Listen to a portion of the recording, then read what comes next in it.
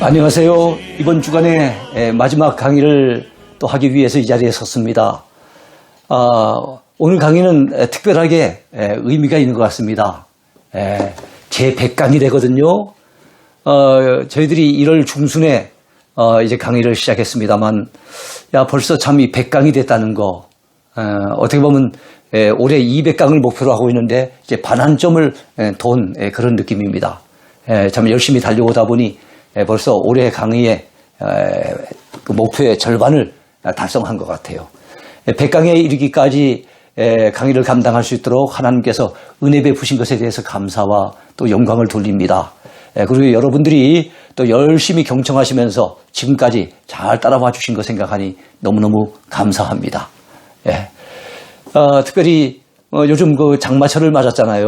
여러분들 건강 유의하시기 바라고 오늘도 주 안에서 날씨와 상관없이 행복하고 즐겁게 또 하루를 지나시길 바랍니다. 특별히 오늘 같이 생각해 볼 말씀을 통해서 더불어 함께 은혜 받고 힘을 얻는 그런 시간이 됐으면 좋겠습니다. 요즘 우리가 교리 무장을 갖다가 하기 위해서 달려가는데 교리 무장의 24번째, 교리 무장으로선 마지막 순서입니다. 그리고 종말론 가운데서도 오늘 4번째 시간으로서 마지막입니다. 종말론의 제목을 특별히 성도의 영광스러운 소망 이렇게 잡아보았습니다. 우리 믿는 자들, 우리 교회, 그리고 우리 성도의 영광스러운 소망이 무엇이겠습니까? 그것이 바로 내세의 소망입니다. 그리고 주님의 재림의 소망입니다. 그리고 또 천국의 소망이고 부활의 소망이고 영생의 소망입니다. 이 소망은 우리 모든 믿는 자에게 주어진 영광스러운 소망이라는 거 우리가 놓쳐버리면 안 될 것 같아요. 오늘 공부하게 된 것은 그 영광스러운 우리의 소망을 이루어 주시기 위해서 우리 주님이 재림에 오시는 것, 바로 예수 그리스도의 재림과 관련된 말씀을 오늘 함께 살피면서 은혜를 나누려고 합니다. 자, 오늘 주제가 뭘까요? 심판주로 이 땅에 다시 오실 예수 그리스도의 재림에 대해 살펴보는 겁니다. 자, 우리가 종말론 얘기하면서 인생의 죽음에 대해서 살펴봤습니다. 그리고 우리의 부활의 소망에 대해서 살펴봤어요. 그 사후세계에 대해서도 살펴봤고요. 그리고 또한 우리가 누리게 될 영생에 대해서도, 그리고 또 최후의 심판에 대해서도 살펴보았습니다. 그리고 지난 주간에는 심판받아 가게 될 예수 믿는 사람들이 가게 되는 곳 천국과 불신자들이 가게 되는 곳 지옥에 대해서 우리가 어제 우리가 함께 살펴보게 되었습니다. 자, 그런데 여러분, 이 마지막 심판은 언제 이루어지는 것입니까? 주님의 재림 직후에 이루어지는 거예요. 그래서 우리 주님은 심판주가 되셔서 이 땅에 재림에 오시는 것입니다. 예수님의 재림, 이건 역시 우리 성도들의 오랜 소망입니다. 자, 예수 그리스도의 초림과 재림을 한번 비교해 볼까요? 다시 오신 걸 재림이라 그러고요. 2000년 전에 처음 오신 것을 초림이라 그럽니다. 처음 오신 것은 초림, 이번에 다시 오시는 것은 재림입니다. 성경은 예수님의 초림에 대해서도 증거하고 있지만 예수님의 재림에 대해서도 예고하고 있습니다. 여러분, 예수님의 초림을 구약 성경에서 이미 예고했던 것, 때가 되니까 결국에는 예수님이 이 땅에 오심으로써 예수님의 초림에 대한 약속이 이루어졌잖아요. 마찬가지로 예수님의 재림에 대한 약속도 때가 되어지면 반드시 이루어지게 될 것을 믿습니다. 예수님의 초림이 과거에 이루어진 사건이라면 예수님의 재림은 언제 이루어지게 되겠습니까? 바로 미래에 이루어질 사건입니다. 성경 가운데 예수님의 초림은 이미 과거의 사건이 되어버렸어요. 그래서 예수님의 재림은 미래에 이루어질 사건입니다. 아직까지는 이루어지지 않은 그런 일이죠. 자, 예수님의 초림이 인간 구원의 성취를 위해서 오신 것이라면 예수님이 십자가 위에서 우리 죄를 다 짊어지시고 난 다음에 다 이루었다 선언하셨잖아요. 다 이루신 것, 우리 인간의 구원의 길을 다 이루신 것, 이게 바로 구원 성취입니다. 그래서 예수님의 재림은 우리 인간의 구원의 완성을 위해 오신 겁니다. 우리 주님이 재림에 오셔서 그리고 난 다음에 이 땅을 심판하시고 예수 믿는 사람들을 저 천국에 다 보내시고 거기서 영생 누리도록 그렇게 역사하시고 안 믿는 불신자들은 그들의 죄를 물어서 심판해가지고 저 영원한 지옥에서 영벌을 당하도록 그게 조치를 하시게 되면 오랫동안 꿈꾸어왔던, 계획해왔던 우리 하나님의 구원 계획, 바로 우리 인간의 구원에 대한 완성, 이것이 이루어지게 되는 것입니다. 네. 바로 그래서 인간 구원의 완성은 예수님의 재림의 때 이루어진다는 걸 여러분 기억하셔야 됩니다. 예수님은 초림 때에는 구속주로 오셨어요. 그러나 재림 때는 믿는 자에 대한 구속의 완성뿐만 아니라 악인들의 심판주로 오시게 됩니다. 예수님이 초림해 오실 때, 처음 오실 때는 우리를 구원하기 위해서 오신 겁니다. 이번에 오실 때는 믿는 자는 구원하기 위해서 오시지만 안 믿는 불신자들, 이 악인들에 대해서는 심판을 하기 위해서 오신다는 것을 우리가 알아야 됩니다. 초림 때 예수님은 초라한 모습으로 오셨지요. 말마구간에서 탄생하셨습니다. 아기의 모습으로 오셨어요. 그러나 재림 때 예수님은 다르죠. 영광스러운 만왕의 왕으로서의 모습, 그 영광스러운 모습으로 나타나시게 될 것입니다. 예수 그리스도의 재림에 대한 성경적인 증거는 참으로 많지요. 그 가운데 세 가지만 요약해 보려고 합니다. 먼저 여러분, 바로 예수님 자신의 증거가 있어요. 예수님 자신이 다시 오심하고 누차 말씀하셨어요. 성경 두 군데만 나온 게 아닙니다. 등이라고 했으니까 엄청 많은 곳에 주님이 이 땅에 재림에 오실 것을 예고하셨습니다. 사도들의 증거가 있습니다. 역시 데살로니가전서와 계시록을 비롯한 수없이 많은 성경 가운데 사도들이 예수님의 재림에 대해서 증거하고 있습니다. 그뿐만이 아닙니다. 여러분 사도행전 1장 11절이나 이런 데 보면은요, 바로 천사들의 증거가 있어요. 너희들이 본 그대로, 자, 구름을 타고 위로 올라가시는 예수님, 그것을 쳐다보고 있는 사람들에게 너희들이 본 그대로의 모습으로 이 땅에 다시 재림해 올 것을 천사들이 예고를 했어요. 증거를 했습니다. 여러분, 예수 그리스도의 재림 교리는 대단히 중요하지요. 왜 그 교리가 중요합니까? 그 이유를 한번 살펴볼까요? 예수 그리스도의 재림은 바로 성도의 소망, 교회의 소망이 되기 때문에 그렇습니다. 우리 교회, 바로 예수님을 믿고 구원함을 받은 믿음의 공동체, 저 천국을 바라보는 소망의 공동체, 그리스도의 피를 함께 받았으니 성령 안에서 하나로 묶여져서 함께 서로 사랑하며 보듬어가는 이 사랑의 공동체, 그 공동체가 내다보는 최고의 소망이 뭡니까? 주님 다시 오시는 거예요. 바로 주님의 재림인 겁니다. 자, 그 다음에 환난 중에 있는 성도들 또는 박해 중에 있는 성도들에게 고난을 이길 수 있는 힘을 주기 때문에 예수님의 재림에 대한 가르침은 참 중요한 거예요. 예수님의 재림 교리는 중요한 거예요. 초대교회 당시에 그 숱한 많은 기독교인들이 박해를 당하면서도 견딜 수 있었던 비결이 뭡니까? 혹시 주님이 곧 재림에 오실지도 모른다는 기대감. 주님이 오시면 내가 이 어려운 가운데 있지만 주님이 건져주시지 않겠는가 하는 그런 소망이 있었기 때문에 초대교회 성도들은 그 숱한 박해를, 그 고난을 이겨낼 수가 있었던 겁니다. 그럼 기독교 신앙의 최후의 절정이기 때문에 예수님의 재림이 중요해요. 여러분, 우리가 주님에 대한 신앙 고백을 합니다만 우리 사도신경 신앙 고백할 때 그 신앙 고백의 마지막 부분이 뭡니까? 저리로서라는 말은 거기로부터, 주님이 계신 천국으로부터 바로 산자와 죽은 자를 심판하기 위해서 이 땅에 다시 오실 것에 대한 고백이 아니겠습니까? 저리로서 산자와 죽은 자를 심판하러 오시리라. 이것이 바로 예수님에 대한 신앙 고백의 마지막 부분이잖아요. 그러니까 우리 기독교 신앙의 최후의 절정, 이 클라이막스가 예수님의 재림입니다. 또 성도들로 하여금 신앙생활에 더욱 분발케 하는 촉매제가 되기 때문에 이 재림 교리가 중요해요. 주님이 재림에 오시고, 재림에 오시면 이 땅을 심판하시고, 자, 그런 것을 갖다 우리가 내다보고 있기 때문에 그때 재림에 오실 주님 앞에 섰을 때 잘했다 칭찬받고 상급받는 것을 우리가 기대하면서 우리가 믿음 생활 더 열심히 하려고 그렇게 노력하지 않습니까?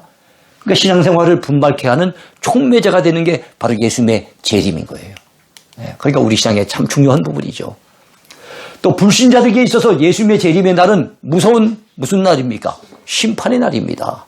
달리 말하면 제삿날이에요. 제삿날. 그러나 성도들에게 있어서 그날은 제삿날이 아니라 잔칫날입니다. 축제날입니다. 그리고 구원의 날이 되겠죠. 구원의 날. 우리 구원이 완성되는 날이니까 얼마나 감사한 날입니까? 네 번째입니다. 재림 전에 있을 대사변에 대한 예수님의 예고편을 한번 살펴보겠습니다. 주님의 재림을 우리가 기대하고 우리 갈망하는데 여러분 언제 주님이 오실까요? 언제 주님이 오실까요? 예를 든다면은 저기 외국에 여행을 가는 아버지가 있다고 합시다. 그 자녀들이 물어요. 아빠 언제 돌아오실 거예요? 그러면 아빠가 얘기를 합니다. 그래 아마 낙엽이 뚝뚝 떨어질 때쯤 되면 내가 오지 않겠느냐. 단풍이 져서 나뭇잎이 뚝뚝 낙엽되어 떨어지는 그때 늦가을쯤 되면 오겠다고 얘기하잖아요. 그래서 낙엽 떨어지는 걸 보면 아빠가 오실 때가 됐다 이런 거예요. 전 군대 제대를 갔다가 82년도 했는데요. 82년도 5월 달에 했습니다. 그 5월 때쯤 되면은 저 강원도 철원 땅에는 아카시아 꽃이 펴가지고 막 향기를 토해내요. 그럼 제가 여러분 제된 날을 기다리면서 뭘 기다렸겠습니까? 이야, 아카시아 꽃이 피면은 나도 제대한다. 아카시아 꽃이 피면, 아카시아 꽃이 피는 걸 기대를 하는 거예요. 자, 이처럼 우리 주님의 재림의 때도 뭔가 징조가 있는 거예요. 어떨 때 우리 주님이 재림에 오실 것인가? 우리 신자들에게는 그게 주된 관심사잖아요. 자, 우리 주님은 말씀하셨어요. 이 복음이, 이 천국 복음이 세계적으로 땅끝까지 전해지게 된대요. 그제서야 끝이 온대요. 그 어떤 지역 사람들은 우리는 억울합니다. 이곳에 와서는 아무도 복음 전해주는 사람이 없었습니다. 우리 예수님 믿을 기회를 전혀 잡지 못했습니다. 우리 주님이 누군지도 몰랐습니다. 이러면 안 되잖아요. 그러니까 땅 끝에까지 꼭꼭 구석구석까지 이 복음이 전해지면은 그때 그제서야 우리 주님이 재림에 오신답니다. 또 적그리스도의 출현, 여러분 그리스도를 대적하는 자들, 이런 자들과 거짓 선지자들, 이런 자들의 미혹이 크게 달할 것이라는 거예요. 그래서 그리스도가 여기 있다, 그리스도가 저기 있다 해도 여러분 가지 말고 그들을 따르지 말고 믿지 말라 그랬어요. 그리고 오늘날도 자기가 자칭 그리스도라고 얘기하는 사람들이 얼마나 많습니까? 우리 한국에도 그런 자들이 많잖아요. 그런 교주들이 각 시대마다 많이 일어나잖아요. 이런 자들이 많이 일어나게 될 때, 그것이 극에 달할 때 그때 우리 주님이 재림에 오신답니다. 또 각처에 전쟁이 일어나고 지진이 일어나고 기근, 흉년이죠, 흉년. 기근이 일어나고 이것이 굉장히 심각해질 때 그때 주님의 재림이 이루어진대요. 과거에도 전쟁은 있었잖아요. 과거에도 지진도 있었잖아요. 그런데 전쟁과 지진과 기근이 동시다발적으로 많이 평소보다는 많이 일어나게 될 때가 온다는 거예요. 그때가 주님의 재림의 때라는 거죠. 그럼 대환란과 큰 배교가 있을 것이래요. 주님의 재림의 때가 되면 큰 배교는 믿는 자들이 배반을 하는 거예요. 믿음의 길에서 돌아서는 거예요. 물론 환란 때문에 돌아서는 거겠죠. 대환란이 있고 큰 배교가 있게 될 그때 주님이 재림에 오신대요. 그러나 끝까지 견디는 자는 재림하신 주님을 갖다 기쁘게 맞이할 수 있겠죠. 끝까지 견디는 자는 구원을 받으리라. 성경은 그렇게 말씀하고 있습니다.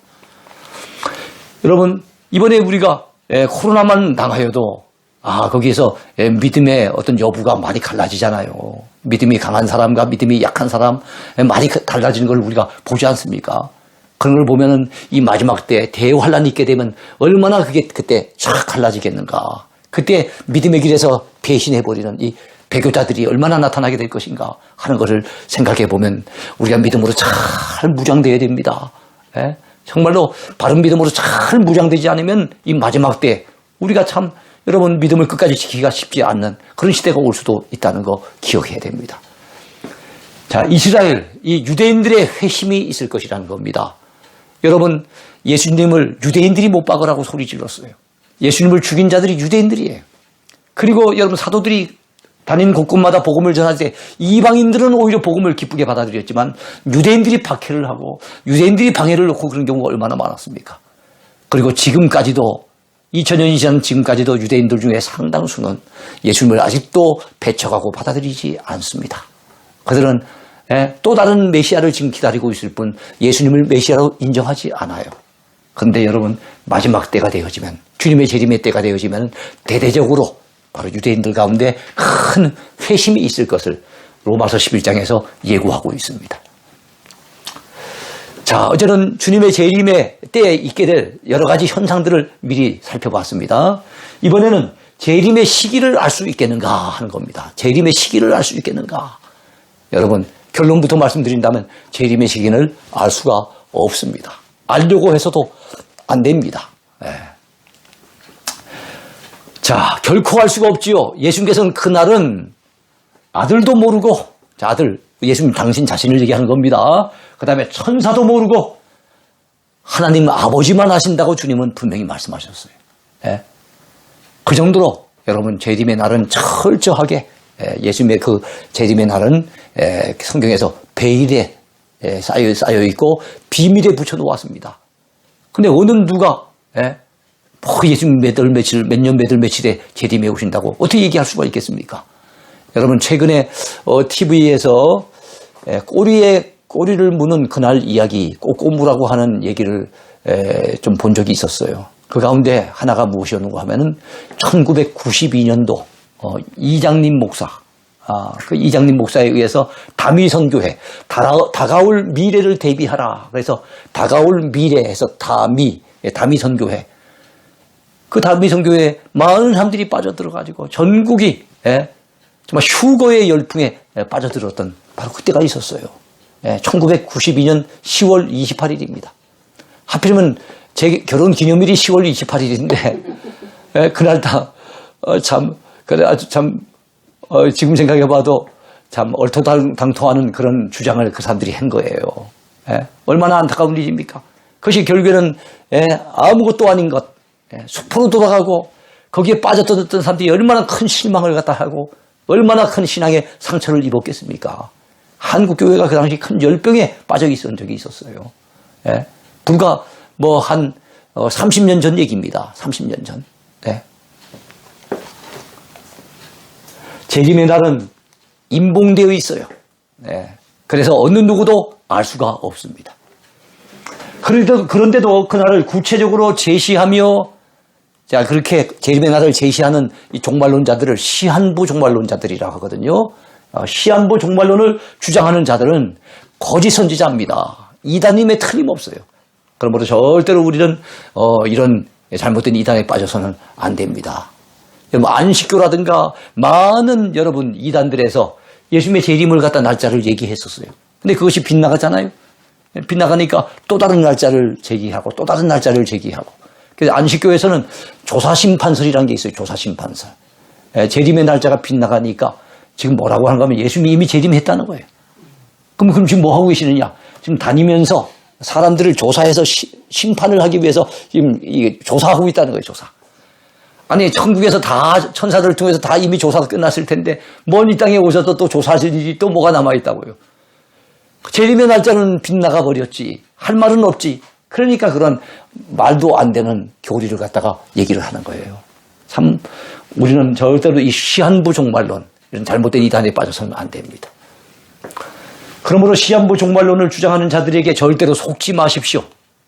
성경이 전혀 언급하지 않은 재림의 날짜나 시기에 대해 알려고 애쓸 필요도 없고 애쓴다고 해결되지도 않아요. 여러분 그날이 베일에 쌓여 있다면 우리가 가져야 될 마땅한 자세는 뭡니까? 그날은 우리는 알 수 없다. 주님조차도 아들도 모른다고 하셨으니 그 날짜는 우리가 덮어놓고 언제 주님이 재림에 오시더라도 기쁨으로 맞이할 수 있는 반갑게 맞이할 수 있는 믿음 준비를 잘 갖추는 거, 영적으로 늘 깨어있는 거, 이게 여러분 주님의 재림에 대한 최고의 준비인 줄로 믿습니다. 그때 부끄럼 없이 맞이할 수 있도록 영적으로 늘 깨어 있어야 됩니다. 깨어 있어야 돼요. 영적인 각성이 필요하죠. 주님은 말씀하셨어요. 주의하라, 깨어 있으라. 그때가 언제인지 알지 못합니다. 주님은 재림에 대해 언급하시면서 그때가 언제인지 알지 못하니까 항상 주의하여 깨어 있으라고 경고하셨습니다. 그러므로 깨어 있으라. 집주인이 언제 올는지 혹 저물 때에 일는지 밤중일는지 다굴 때에 일는지 새벽일는지 너희가 알지 못함이라. 그럼 주인이 언제 올지 모르기 때문에 이 종은 항상 깨어 있어야 되잖아요. 마찬가지로 주님이 언제 오실지 모르기 때문에 우리는 육적으로는 잠 안 잘 수 없지요. 육적으로는 잠을 잘 수밖에 없지만 영적으로는 항상 깨어 있어야 됩니다. 영적으로 잠들면 안 됩니다. 그가 호련히 와서 너희가 자는 것을 보지 않도록 하라. 깨어 있으라. 내가 너희에게 하는 이 말은 모든 사람에게 하는 말이니라 하시니라. 몇몇 사람에게 하는 말씀이 아니에요. 제자들에게 일러주신 말씀이 아니에요. 모든 사람들은 깨어 있으라고 하는 이 말씀. 정신 차리고 주의하여 깨어있으라고 하는 말씀은 모든 사람에게 해당되는 말씀이라는 것을 주님은 강조하셨습니다. 성경에는 두 개의 종말이 언급되어 있어요. 두 개의 종말. 어떤 종말일까요? 여러분, 죽음에 의한 종말이 있어요. 그것은 개인의 종말입니다. 그리고 여러분, 이 개개인의 종말과는 상관없이 바로 그리스도의 재림에 의해서 이루어지는 이 세상 종말이 있어요. 그러니까 내 개인의 종말이 있고 이 세상의 종말이 있습니다. 내 개인의 종말은 바로 죽음에 의해서 맞이하는 종말이에요. 그리고 이 세상의 종말은 바로 예수님의 재림에 의해서 이루어지는 종말입니다. 적어도 우리가 살아있는 동안에 두 종말 가운데 하나는 맞닥뜨리게 될 겁니다. 주님이 재림에 오시기 전에 우리가 죽는다면 우린 개인적인 종말을 먼저 당하게 되겠죠. 근데 우리가 살아있을 동안에 주님이 재림에 오신다면 우리는 개인적인 종말은 맞이 아니하고 바로 세상의 종말을 맞이하게 될 것입니다. 그때 우리는 죽지 아니하고 천국 갈 수도 있겠지요. 네. 자, 우리는 일생 가운데 적어도 이 두 가지 종말 가운데 하나는 맞닥뜨리게 된다는 거 생각해야 됩니다. 그래서 우리의 신앙은 종말론적인 신앙, 종말론적인 신앙을 가져야 돼요. 항상 내가 하나님 앞에 언제 부름받을지 모른다. 내 인생의 종말이 언제 올지 모른다. 이거를 우리는 영적으로 깨어서 각성해야 될 것이고, 또 주님이 언제 재림에 오실지 모른다. 지금 여러 가지 돌아가는 이 상황, 그 징조를 보면 주님의 재림이 멀지 않았구나 하는 것을 또 느끼면서 우리 영적으로 각성을 해야 될 것입니다. 언제 종말을 맞는다 해도 후회하지 않도록 살아가는 것이 정말로 중요하지요. 예전에 이런 말이 있었어요. 예수님이 언제 재림에 오실까요?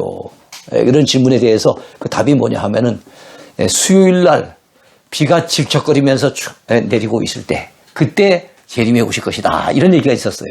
왜냐하면 사람들이 주일날은 교회에 열심히 나가도 수요일 날 정도는 막 그냥 빠지는 사람들이 많아요. 신앙이 그만큼 풀어져 버린 거예요. 거기다가 또 비까지 질척거리면 내리니 더더욱이나 교회 가기 싫겠죠. 영적으로 게을러 있을 때, 영적으로 완전히 다운돼 있을 때 그때 주님이 재림에 오실 것이 아니겠는가. 우스갯삼아 그런 얘기가 있었습니다. 자, 그리스도 안에서 죽은 자들을 일으키시고 그리고 부활시키시기 위해서 주님은 재림에 오십니다. 주님은 그리스도 안에서 죽은 자들을 일으키시고 그리고 부활시키기 위해 재림에 오신 거예요. 또 생존해 있는 성도들을 변형시키시고 공중에서 주를 영접하게 하시려고 여러분 재림에 오신다고요. 이미 죽은 자들, 그리스도 안에서 죽은 자들은 그들은 다시 일으켜서 부활시키기 위해서 주님이 재림에 오시고 그 다음에 아직도 살아있는 성도들, 생존해 있는 성도들을 변형시켜서 공중에서 주를 영접하게 하시려고 주님이 재림에 오신대요. 그래서 우리 위해서 어린 양의 혼인잔치를 베푸시려고 오신대요. 그 잔치의 신랑은 예수님, 우리는 신부로서 참여하게 됩니다. 여러분, 성도들의 수고에 대해서는 정말 칭찬해 주시고 상을 주시려고 주님이 재림에 오신대요. 주님이 이 땅에 오시는 목적 가운데 하나는 그래, 그동안 수고 많았지. 너희들이 환난과 박해 속에서도 여러 가지 시험과 유혹 속에서도 믿음 지키려고 얼마나 애썼느냐. 나를 위해서 나의 복음과 나의 교회를 위해서 그리고 하나님의 나라를 위해서 얼마나 수고했느냐. 칭찬해 주시며 격려해 주시며 상을 주시려고 주님은 재림에 오신다는 거예요. 그러니까 주님의 재림의 때가 우리 믿는 자들에게는 얼마나 귀한 날이며 정말 소망의 날이겠습니까?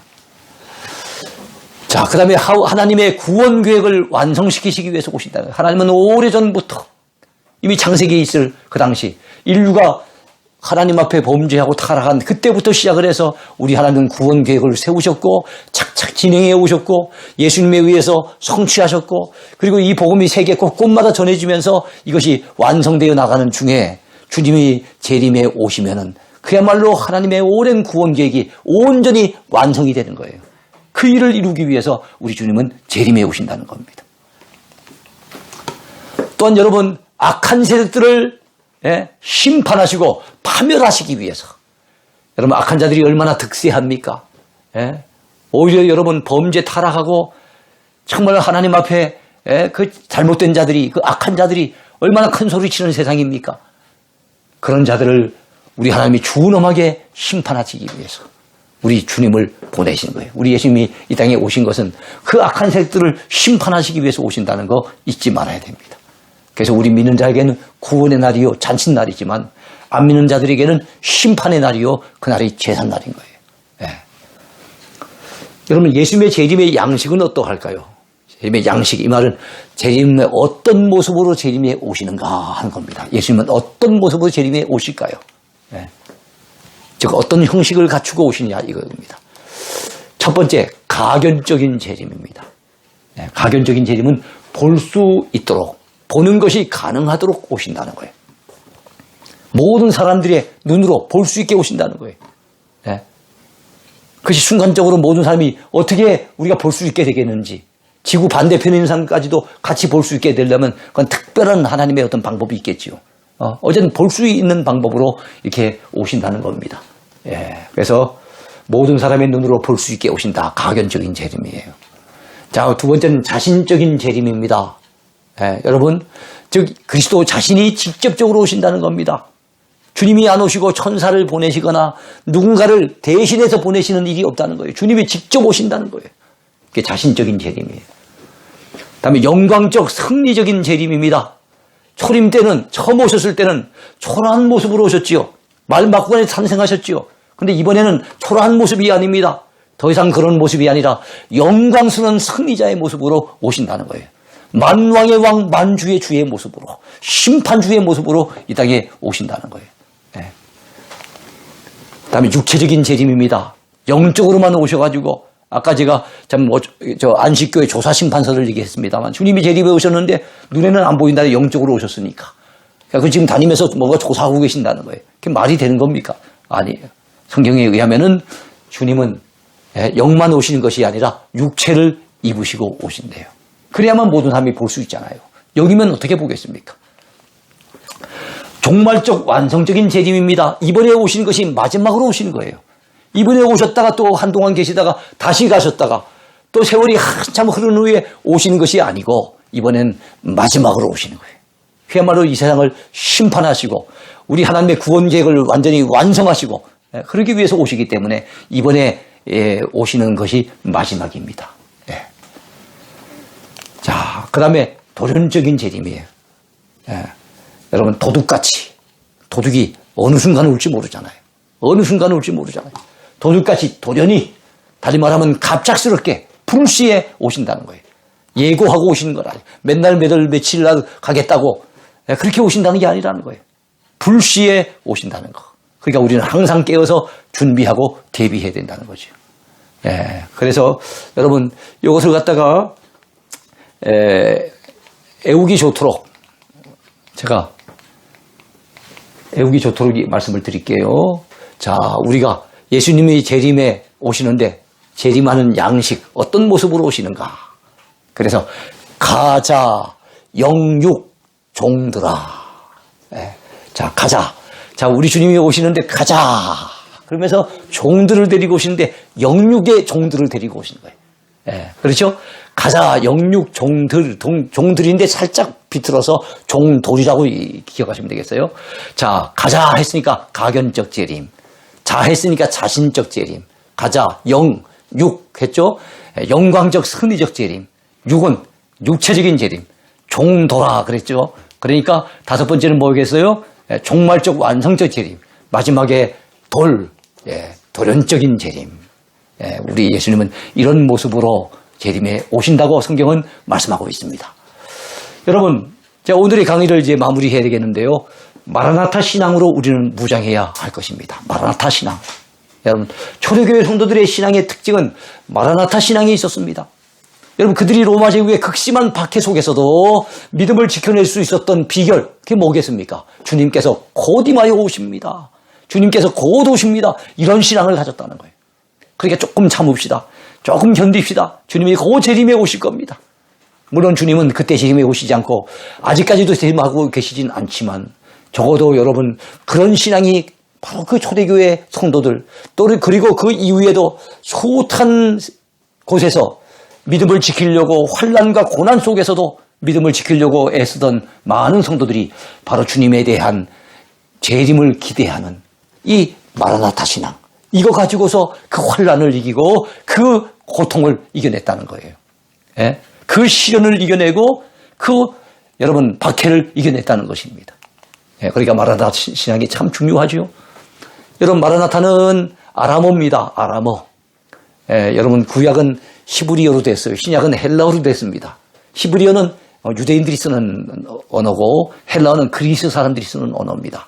그런데 성경 가운데는 극히 일부지만은 아람어로 기록된 것도 있어요. 왜냐하면 이스라엘 백성들이 한때 아람의 지배를 받은 적이 있었거든요. 그 아람은 오늘날의 시리아입니다. 시리아. 그래서 구약에서는 아람, 신약에서는 수리아라고도 얘기하는 것이에요.